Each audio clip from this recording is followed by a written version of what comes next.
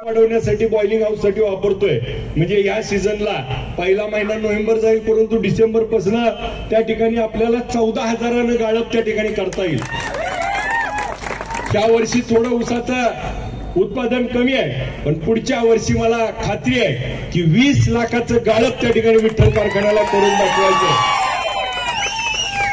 गेल्या वर्षी 10 लाख गाळप करू असं जेव्हा मी बोललो त्यावेळेस काही लोक माझी चेष्टा करायची, परंतु 10 लाख सांगितल्यावर 10,81,000 करून दाखवलं आणि जो धपका दिलेला त्याच्यातून अजून कोण उठलेलं नाही।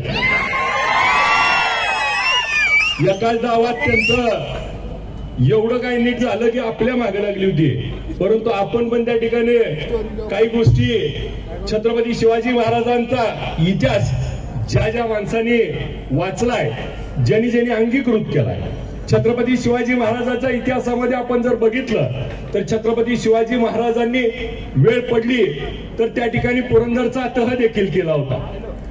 वेळ पडली तर छत्रपती शिवाजी महाराज दरबारामध्ये दरबार उधळून देखील त्या ठिकाणी गेले होते, आणि वेळ पडली तर त्या ठिकाणी आग्र्यावरनं पळून देखील त्या ठिकाणी आले होते, आणि वेळ पडली तर त्या ठिकाणी समोरच्याचा कोताळा देखील काढला होता।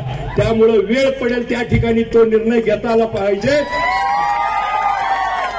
आणि त्या रणनीतीनुसार भविष्यातले वेध देखील आपल्याला घ्यायचे। आणि आपल्या सगळ्यांच्या मनातली जी इच्छा आहे, मला बऱ्याच जणांनी आज शुभेच्छा देताना म्हणले की पुढच्या वर्षी वाढदिवसाला तुम्हाला आमदार म्हणून, मी म्हणलं 4 महिन्यात होतो, वर्ष कशाला?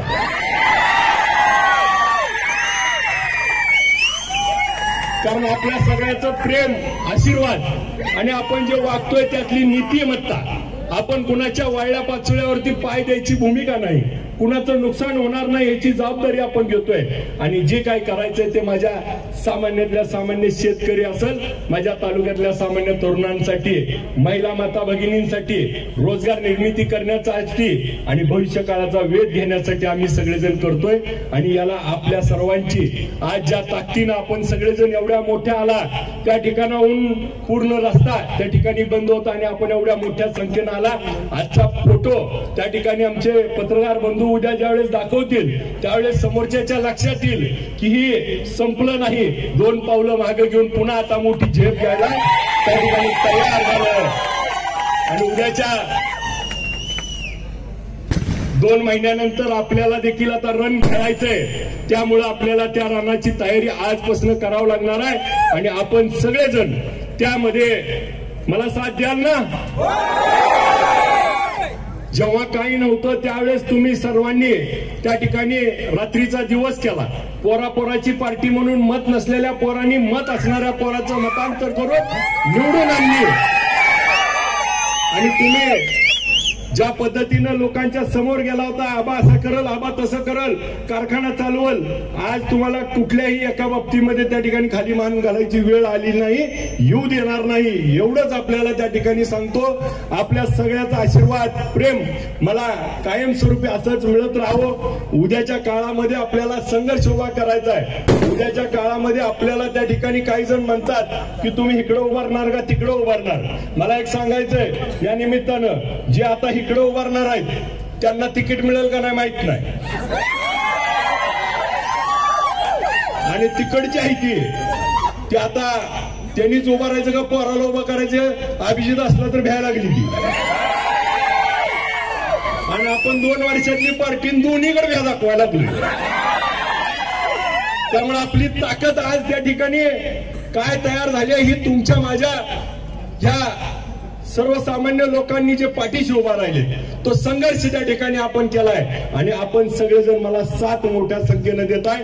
तुम्ही युवक वर्ग आज वडीलधारे सगळेजण त्या ठिकाणी माझ्या पाठीशी उभा राहत आहे, म्हणून हा मला संघर्ष आणि बळ मिळतंय। आणि म्हणून आज सगळ्या राजकीय पार्टीतल्या सगळ्या नेत्या मंडळीला आज त्या ठिकाणी आपलं तत्व ठरलं नसल्यामुळं त्यांचं काही नीट ठरवता येणार, ज्यावेळेस आपलं ठरल त्यावेळेसच त्यांचं ठरणार आहे। आणि मग आपलं कधी ठरवायचं ही आता आपण छत्रपती शिवाजी महाराजांच्या गनिमिकाव्याप्रमाणे ठरवूया आणि उद्याची लढाई जिंकूया।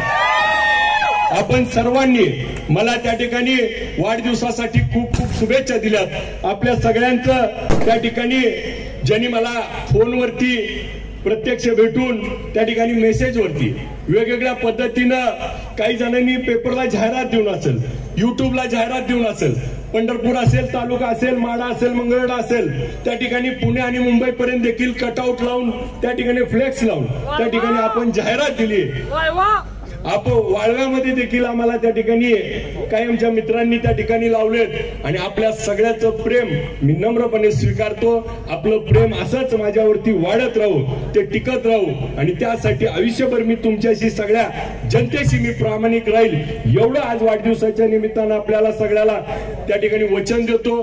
आपण सगळेजण त्या ठिकाणी आज आपल्या डीव्हीपी बँकेनं एक त्या ठिकाणी नवीन उपक्रम त्या ठिकाणी केलाय की एक आंब्याचं झाड आपल्याला देत आहेत, तर आपण ते झाड न्यावं आणि ज्याला लावणं शक्य आहे त्यानंच ते घ्यावं आणि लावावं आणि त्याला आंबे आल्यानंतर त्या ठिकाणी आपल्याला खायला घेऊन यावे, अशा पद्धतीचा त्या ठिकाणी उपक्रम घेतोय। आपण सगळेजण त्या ठिकाणी मोठ्या संख्येनं उपस्थित राहायला मला शुभेच्छा दिल्या।